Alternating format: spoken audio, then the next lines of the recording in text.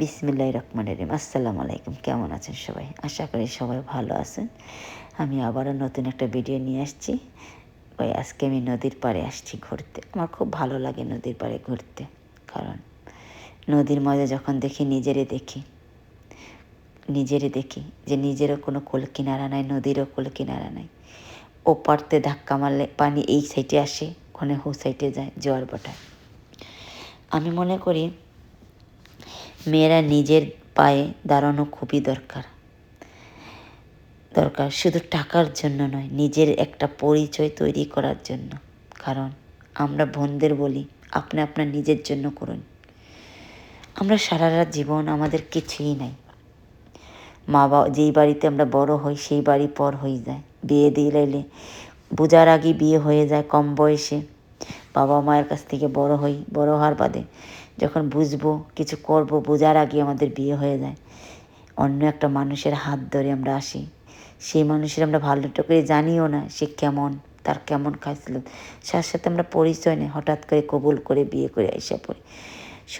কিন্তু যখন আইসা শ্বশুর বাড়িতে যখন আসি, যার হাত ধরে আমরা আসলাম, সে যদি আমাদের সাপোর্ট না করে তো আমরা দুনিয়া কিছুই নেই।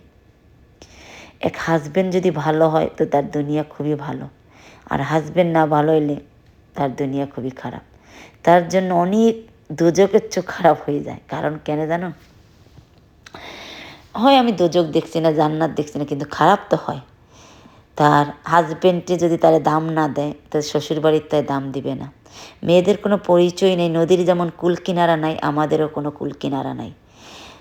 বাবার বাড়ির থেকে যখন আসি, বাবা মায়ের পরিচয় আসি, বড় হই, বিয়ে হয়, স্বামীর পরিচয় আসি, স্বামীর ঠিকানায় থাকি।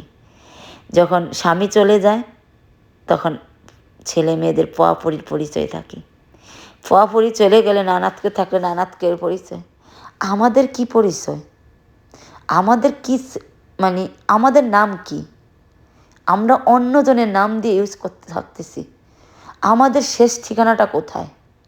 নাই আমাদের ঠিকানা। যেমনই আমাদের নদীর কুল কিনারা নাই, তেমনই আমাদের কোনো কুল কিনারা নাই। কোনো মেয়েরাই কোনো মারপেট থেকে হয় খারাপ না।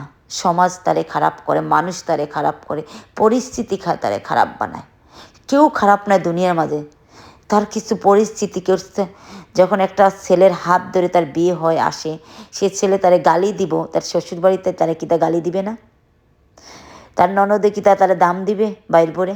না। তার শাশুড়ি কি তারে সাপোর্ট করবে? না। তার ফয় তো দাম দেয় না।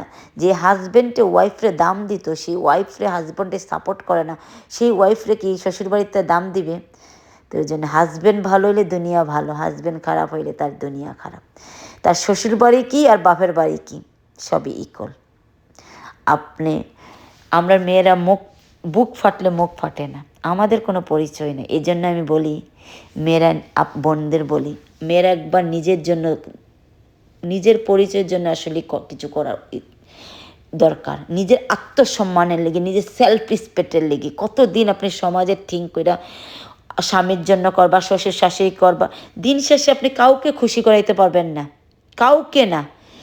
আমাদের এমন এক দুনিয়া, মানুষ দেখুন, আল্লাহ আমরা খুশি করাইতে, আমরা যখন কিছু দেয় আল্লাহ, এর চেয়ে আরও বেশি দিতে পারলো না আল্লাহ।